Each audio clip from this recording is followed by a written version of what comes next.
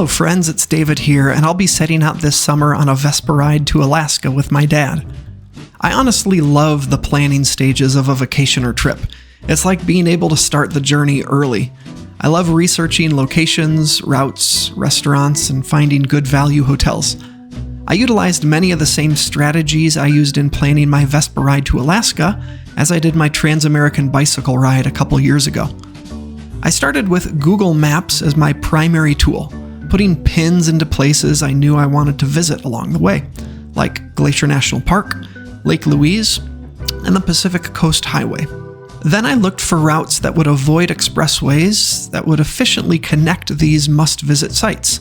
I created a single GPS track using the website Ride with GPS, a tool more commonly used for bicyclists. I then exported the GPX file, which I imported back into a custom map in Google Maps. This feature is called Google My Maps.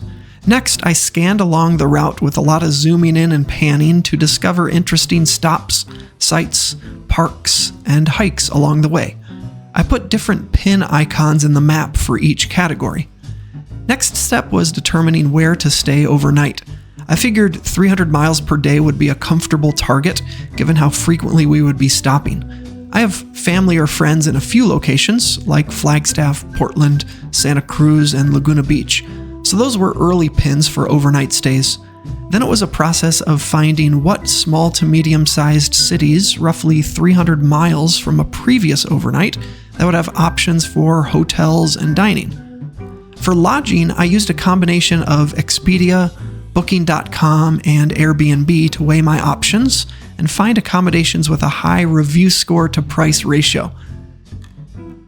Whenever I could, I booked refundable, which I was able to do for every single booked accommodation.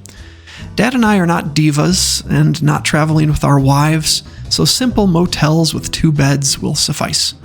Accommodation can get expensive along these common summer destination routes, and it will be our largest expense.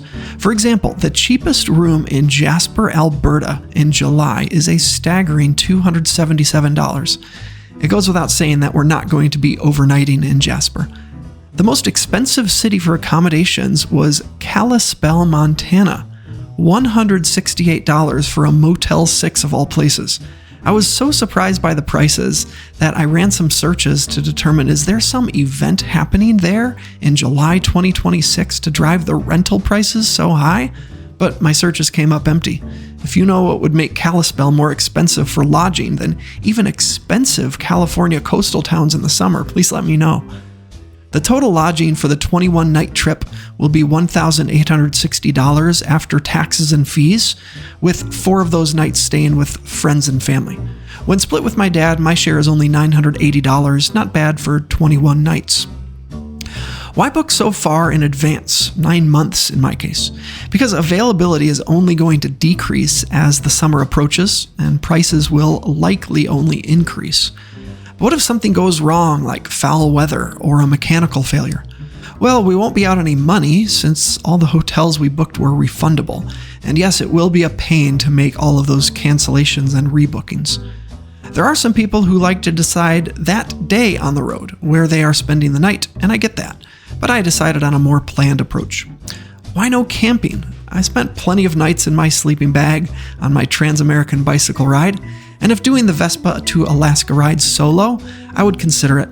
Certainly the lodging cost of the trip would be cheaper if we camped, but it would mean even more luggage on the Vespas, the time to set up and tear down camp, that exceeds the time to check in and check out of a hotel, and we'd have to stay further from towns with things like groceries and restaurants. Then I thought, you've gone this far, David, why not make some preliminary decisions on gas stops and restaurants? Of course, these are all much more easily modified than a hotel reservation, but I was able to find stations that were decently reviewed, roughly 100 miles apart, and within the comfort range of the tanks of the Vespas. We will also be carrying a spare gallon for an emergency reserve. Vespa dealers along the route are also pinned in my Google map.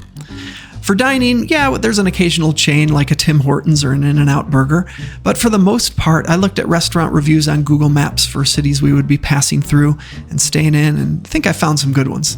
For the longer stretches with no services, we'll stock up at grocery stores for meals we can enjoy at a trailhead or a roadside picnic table. And yes, these grocery stores are on the map too. The end result is a color-coded spreadsheet for each day with mileage, addresses, and a tappable Google Map link. That will open the destination in Google Maps on my phone, which is connected to the Bluetooth headset speakers for turn-by-turn spoken directions, and on the CarPlay screen for maps. We'll be using a pair of Cardo Spirit HD Bluetooth intercom systems for communication between us on the road. From what I understand, you just hold a button on the device for 2 seconds to open the intercom channel, and the same sequence again when you want to close it. The day before departure, we'll do a shakedown ride up Mount Lemmon to test all our equipment and luggage. All this advanced planning helps with my wanderlust when I'm still at home here, and hopefully will allow me to focus more on the riding and experience come July. Until next time, keep the shiny side up.